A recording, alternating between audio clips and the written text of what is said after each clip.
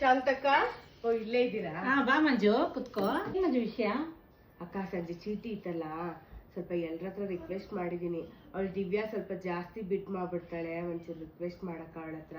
ನನ್ನ ಮಗಂದು college fees ಕಟ್ಟಬೇಕು, ಅದಕ್ಕೆ ದುಡ್ಡು ಅವಶ್ಯಕತೆ ಇದೆ. ಇವತ್ತು ಚೀಟಿ ನನಗೇ ಬೇಕಕ್ಕ. ಸರಿ, ನಾನು ಮಾತಾಡ್ತೀನಿ ಬಿಡಿ ದಿವ್ಯನ ಹತ್ರ. ಹಲೋ ದಿವ್ಯಾ, ಮಂಜು ಬಂದಿದ್ಲು, ಇವತ್ತು ಚೀಟಿ ಬೇಕಂತ ಅವಳಿಗೆ ಅವಶ್ಯಕತೆ ಇದೆ. ಸೊ ಆದಷ್ಟು ಬಿಟ್ಟು ಮಾಡಿ ಇವತ್ತು. ಎಲ್ಲರೂ ಬಂದಿದ್ದೀರಾ?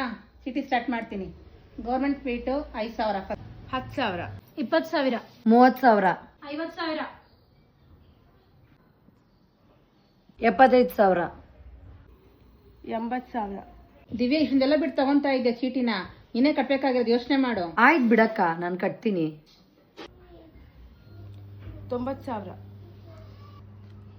90,000 ಒಂದು ಸಲ, 90,000 2 ಸಲ, 90,000 3 ಸಲ.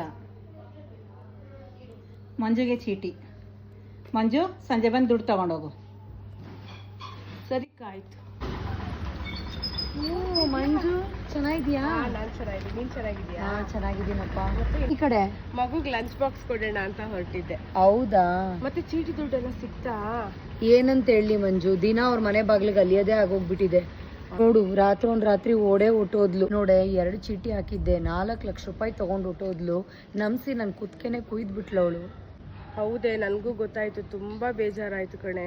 ನಾನು ಕೂಡ ಇವಾಗ ಚೀಟಿ ಹಾಕೋದೇ ಬಿಟ್ಬಿಟ್ಟಿದೀನಿ. ನನಗೆ ಅರ್ಧಂಬರ್ಧ ದುಡ್ಡು ಸಿಕ್ತು. ಅದು ಯಾವಾಗ ಅರ್ಧಂಬರ್ಧ ದುಡ್ಡು ಸಿಕ್ತೋ ತುಂಬಾ ಬೇಜಾರಾಗಿ ಚೀಟಿ ಹಾಕೋದನ್ನೇ ಬಿಟ್ಬಿಟ್ಟೆ.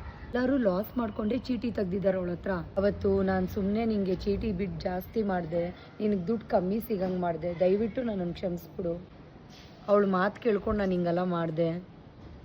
ಹೌದೇನೆ, ಹೋದ್ರೆ ಹೋಗ್ಲಿ ಬಿಡು, ಪರವಾಗಿಲ್ಲ. ಅವಳು ಮನೆ ನೋಡ್ಬಿಟ್ಟು ಯಾಮಾರ್ ಹೋಗ್ಬಿಟ್ಟೆ. ನಾನು ಎಲ್ಲಾರ ಕೈಲೂ ಬೇಕು ಬೇಕು ಅಂತ ಅವಳು ಅರ್ಧ ಬಿಡ್ಡಲ್ಲಿ ಮಾಡಿಸ್ತಾ ಇದ್ಲು. ಮನೆ ಅವಳ್ದು 2 ಕೋಟಿ. ಎಲ್ಲರೂ ಕೂಡ ಅವಳು ಮನೆ ನೋಡಿನೇ ಚೀಟಿ ಹಾಕಿದ್ದಂತೆ. ಆದ್ರೆ ಚೀಟಿ ವ್ಯವಹಾರ ಮಾಡಿರೋದವಳು 10 ಕೋಟಿ.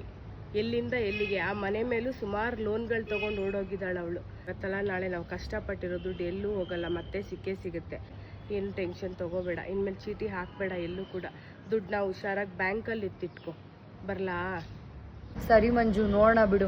ಕಂಪ್ಲೇಂಟ್ ಅಂತೂ ಕೊಟ್ಟಿದ್ದೀನಿ. ಕಷ್ಟಪಟ್ಟಿರೋ ದುಡ್ಡು ಭಗವಂತ ಏನು ಅನ್ಯಾಯ ಮಾಡಲ್ಲ ಅನ್ಕೊಂಡಿದ್ದೀನಿ. ಇಲ್ಲ ನಾನು. ಸರಿ, ಬಾಯ್.